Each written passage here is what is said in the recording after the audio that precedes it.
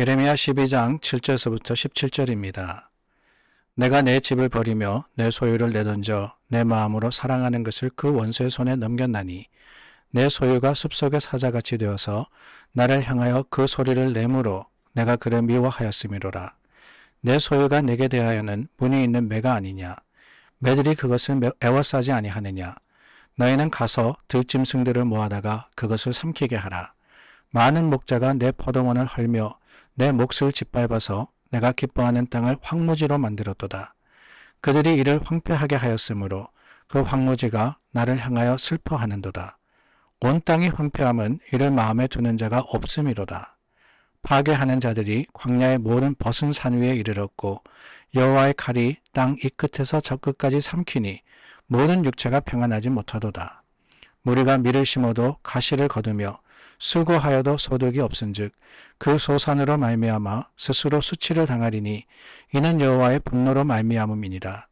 내가 내 백성 이스라엘에게 기업으로 준 소유의 손을 대는 나의 모든 악한 이웃에 대하여 여호와께서 이와 같이 말씀하시니라. 보라, 내가 그들을 그 땅에서 뽑아버리겠고 유다 집을 그들 가운데서 뽑아내리라. 내가 그들을 뽑아낸 후에 내가 돌이켜 그들을 불쌍히 여겨서 각 사람을 그들의 기업으로 각 사람을 그 땅으로 다시 인도하리니 그들이 내 백성의 도를 부지런히 배우며 살아있는 여호와라는 내 이름으로 맹세하기를 자기들이 내 백성을 가르쳐 바알로 맹세하게 한 것 같이 하면 그들이 내 백성 가운데 세움을 입으려니와 그들이 순종하지 아니하면 내가 반드시 그 나라를 뽑아 멸하리라. 여호와의 말씀이니라. 선하시고 좋으신 하나님께서 오늘 말씀으로 저와 여러분과 함께 하시며 또한 그 말씀이 우리 삶의 능력이 되게 하십니다. 우리가 한 주를 시작하면서 예레미야 말씀을 계속해서 나누고 있습니다. 사실 예레미야 말씀이 좀 버겁기는 합니다. 지속적으로 하나님께서 심판을 말씀하시고 또한 예레미야 선지자를 통해서 이스라엘에게 경고하시는 것만이 아니라 이제는 그 경고의 끝에 다다라서 하나님이 멸망을 예언하시는 내용들을 우리가 계속해서 나누고 있기 때문에 사실은 참 마음에 좀 부담이 되는 말씀이 아닌가 하는 생각이 듭니다.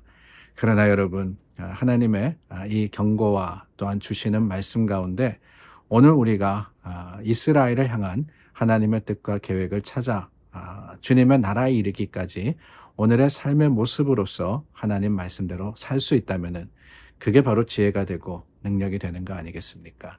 사실 좋은 말은 듣기 싫습니다. 좋은 약이 입에 쓰듯이 하나님의 말씀이 좀 마음에 부담이 되고 버겁더라도 그 말씀 속에서 지혜를 찾고 그 말씀 속에서 하나님의 능력을 다시 한번 얻는 저와 여러분들이 될 수 있기를 바랍니다. 오늘 저희가 12장 말씀 나누었는데요. 12장 7절, 8절, 9절 말씀에 반복되어서 나오는 한 가지 표현이 있습니다. 다름이 아니라 내 것이라는 표현입니다. 내 것. 하나님께서 이스라엘을 향해서 말씀하시는데 그 이스라엘이 내 것이다 라고 하는 거예요. 내 것이다 라는 것은 소유를 의미합니다. 하나님께서 가졌다라는 것이지요. 하나님이 이스라엘을 소유하셨다라고 하는 것은 다른 의미가 아닙니다. 이스라엘 백성은 하나님께 속했고 하나님이 주인 되신다라는 의미입니다. 이스라엘이라는 나라 자체가 하나님의 계획과 섭리 가운데 이루어진 나라 아닙니까? 하나님이 아브라함을 부르셨고 그 아브라함에게 약속하신 언약을 통해서 세워진 나라가 바로 이스라엘이었습니다. 그들이 어떤 강대국이나 힘이 있어서나 아니면은 많은 사람들의 뜻과 계획을 모아서가 아니라는 거예요.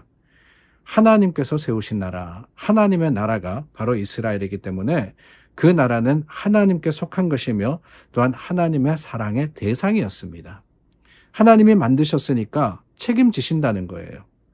그런데 여러분, 내 소유라고 했던 그 이스라엘을 향해서 하나님이 뭐라고 하시느냐? 내가 그들을 버렸다라고 하십니다. 그들을 버렸다. 내 것이었는데 이제는 버렸기 때문에 내 것이 아니다라고 하시는 것이지요. 여러분 어떻습니까? 우리가 뭔가를 가졌을 때 그 가진 것을 어떨 때 버립니까?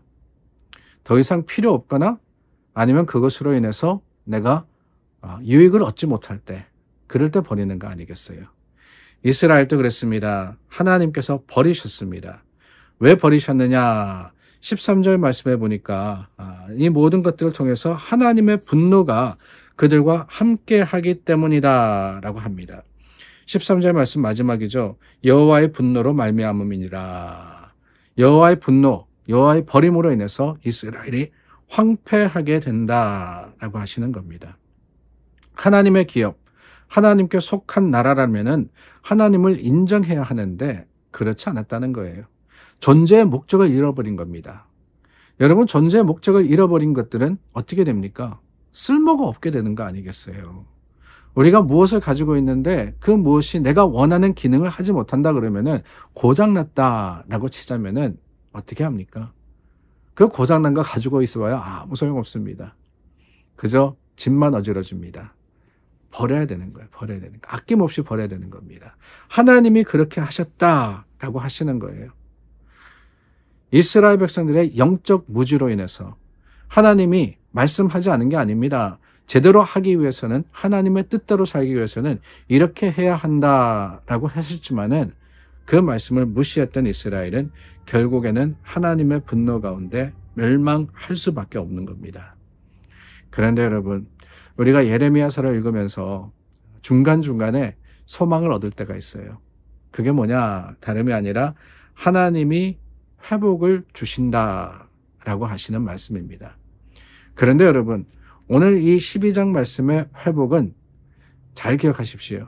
이스라엘을 향한 약속이 아니고 하나님께서 들어쓰시는 이방 나라에 대한 약속입니다. 하나님이 이스라엘을 벌하기 위해서 이방 나라를 쓰시는데 그 이방 나라가 쓰임 받고 난 다음에 어떻게 하시겠느냐? 다른 게 아닙니다. 뽑아 버린다 그랬어요. 그러나 하나님께서 그 이방 나라들에게도 말씀하시기를 뭐냐? 너희가 돌이키면은, 너희가 회개하면은 하나님께서 오히려 그들을 통해서도 다시 한번 세워주시고 회복시켜 주실 것이다 라고 하시는 겁니다. 돌이키는 게 뭡니까? 다른 게 아니죠. 16절 말씀입니다. 그들이 내 백성의 도를 부지런히 배우며 살아있는 여호와라는 내 이름으로 맹세하기를 자기들이 내 백성을 가르쳐 바알에게 맹세한 것 같이 하면, 그랬습니다.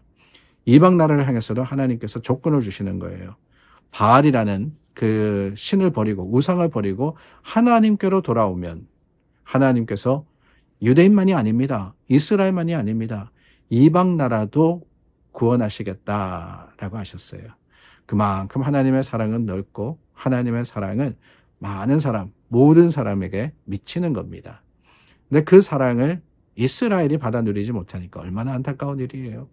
이스라엘이 회개하지 않아서 그들이 멸망에 이르렀으니 얼마나 가슴 아픈 일입니까?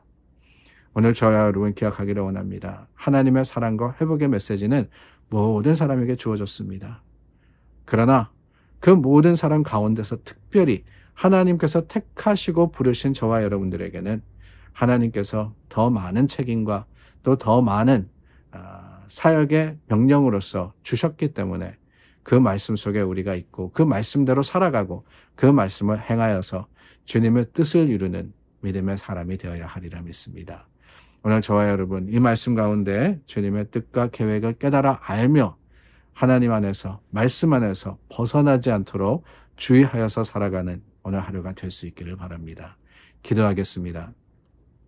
참 좋으신 하나님, 말씀 가운데 또한 하나님의 주시는 메시지를 우리가 새겨드렸습니다. 들은 말씀대로 하나님 앞에 우리가 바로 살 수 있도록 우리는 주님의 것이라는 사실을 기억하며 오늘 하루를 살 수 있도록 도와주시옵소서. 예수님 이름으로 기도드립니다. 아멘. 우리 7월의 마지막 날이죠. 하나님께서 7월까지 2023년을 또 하나님의 뜻 가운데 잘 여기까지 오게 하셨습니다. 앞으로 남은 시간도 하나님께 영광 돌릴 수 있도록 우리가 다시 한번 열심 내어서 주님 앞에 설 수 있기를 바랍니다.